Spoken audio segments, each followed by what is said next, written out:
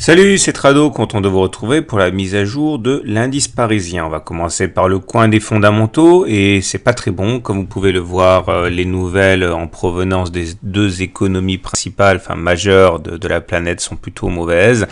En Chine, ce qui revient de plus en plus, du moins sur le front chinois, c'est les craintes d'atterrissage brutal avec bien sûr des effets collatéraux sur toutes les économies qui fournissent des matières premières et des produits aux Chinois, qui forcément importent moins quand l'économie et les revenus vont moins bien.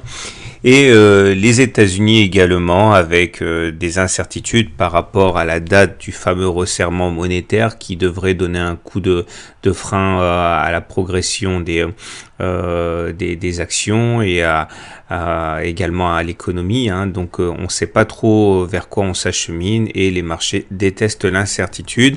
Ça nous donne une nouvelle séance de temporisation, voire même de baisse, puisqu'on abandonne 0,3%.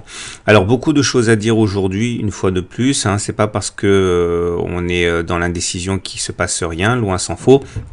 Regardez tout d'abord, j'en avais déjà parlé la semaine dernière, puis j'en ai pas reparlé, puis j'en reparle maintenant parce que ça va sans doute se produire incessamment.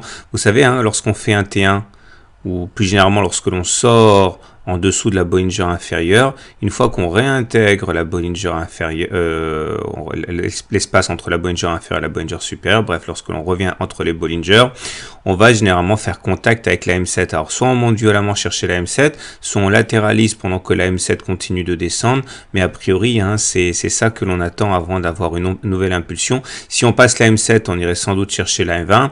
Par contre, et comme à mon avis ça devrait se passer, si au moment de toucher la M7, on prend acte de la résistance, on devrait finalement aller chercher le fameux nuage qui est mon scénario principal. Je vous rappelle que ça fait maintenant 3 jours que j'alimente ce scénario qui est un nouveau test du nuage en dessous duquel il faudra bien sûr pas passer. Enfin, on verra ce qui va se passer sans doute demain lors du contact avec la M7. J'aimerais également insister sur quelque chose qui est assez important, c'est que pour l'instant, à partir du moment où on était au-dessus du nuage, on pouvait être assez serein. Comme je viens de le dire, un passage en dessous du nuage inverserait la donne. Et regardez ce qui se passe avec la lagging span ici. La lagging span est à une séance, à mon avis, à moins qu'on rebondisse tellement violemment que ça serait pas le cas. Mais bon, a priori, on a une séance de passer en dessous des prix. Ok, et si je vous rappelle que si la lagging span n'est pas au-dessus des prix au moment où les prix eux-mêmes sont au-dessus du nuage, c'est un peu compliqué, on n'a pas le feu vert de la tendance haussière. Ce qui veut dire que si la lagging span passait en dessous des cours demain, eh bien tous les traders qui utilisent Ichimoku pour être acheteurs ne seraient plus acheteurs puisqu'on n'aurait pas le feu vert de la lagging span, on basculerait donc en mode attente. Et c'est ce qui risque de se passer demain, à moins qu'on explose à la hausse et qu'on vienne aller chercher les 5050, ce qui n'est pas impossible, mais c'est pas non plus ce qu'il y a de plus probable. J'aimerais également parler des indicateurs techniques qui montrent un petit peu l'attentisme. Le MACD envoie un signal plutôt négatif puisqu'il est en dessous de son signal. De même que le momentum qui montre que la pression elle est surtout baissière, et le Trix également qui est en dessous de son signal, qui montre également une sorte de pesanteur. Mais en même temps, on a toujours le CCI qui est au-dessus, qui vient de sortir de sa zone de survente, puisqu'il est à moins 80 contre la zone de survente qui est à moins 100. Donc ça explique aussi pourquoi on a un petit peu d'attentisme. C'est parce qu'il n'y a pas de consensus au niveau des signaux. C'est globalement baissier, c'est pour ça que mon scénario est encore globalement baissier. Mais il y a quand même des signaux aussi qui parasitent. Alors forcément, c'est un petit peu comment dirais-je, compliqué pour les traders. Regardez la baisse des volumes.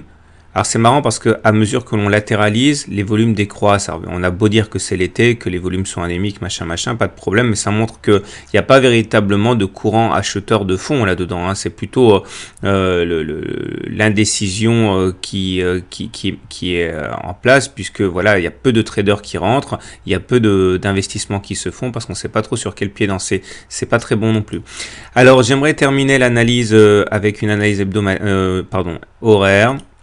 Ça risque de chauffer un petit peu demain, enfin du moins ça risque de se décanter parce qu'on va arriver au contact du nuage. vous savez que pour l'instant, on est toujours en tendance baissière au regard du système Ichimoku en tendance horaire, puisqu'on est en dessous du nuage et que la lagging span est en dessous des prix. Donc feu vert pour la tendance baissière. Et lorsque l'on va venir titiller le nuage, on risque d'avoir une pression baissière encore plus forte qui risque de nous propulser vers le bas. Maintenant, on changerait complètement d'avis si on passait au-dessus du nuage, puisque la tendance redeviendrait haussière au niveau horaire, mais pour l'instant, on n'y est pas du tout. Donc faites attention à ça. Et la toute dernière chose que j'aimerais voir avec vous aujourd'hui, c'est un setup qui s'appelle l'Inside Bar. Il y en a un. C'est-à-dire que regardez, vous avez la petite bougie là qui est complètement comprise dans le range de variation, dans l'échelle de variation, comprise entre le plus haut de la bougie précédente et le plus bas de la bougie précédente. Bon bref, pour faire simple, vous prenez la première bougie, vous prenez la deuxième bougie, la deuxième est comprise dans la première, ombre incluse. Et ça, il faut savoir que c'est beaucoup utilisé par les traders parce que lorsque l'on passe soit le plus haut de la bougie 2, soit le plus bas de la bougie 2, on a généralement une impulsion haussière vers le haut ou vers le bas. Donc ça risque également de donner un coup de boost au marché. Demain, je vais mettre le tuto en ligne, comme ça vous pourrez voir mieux de quoi je parle. Je terminerai enfin en mentionnant la bougie du jour qui est un doji, c'est-à-dire pas de corps. Et ça, c'est la marque de l'incertitude même. Voilà, je vous souhaite une bonne soirée, je vous souhaite de bons trades et je vous dis à demain pour la mise à jour. Et puisque ça fait un moment que je ne l'ai pas dit, merci encore pour votre fidélité, vous êtes toujours plus nombreux et puis surtout vous restez fidèles pendant les vacances et ça c'est vraiment exceptionnel. Merci encore et à demain pour la mise à jour.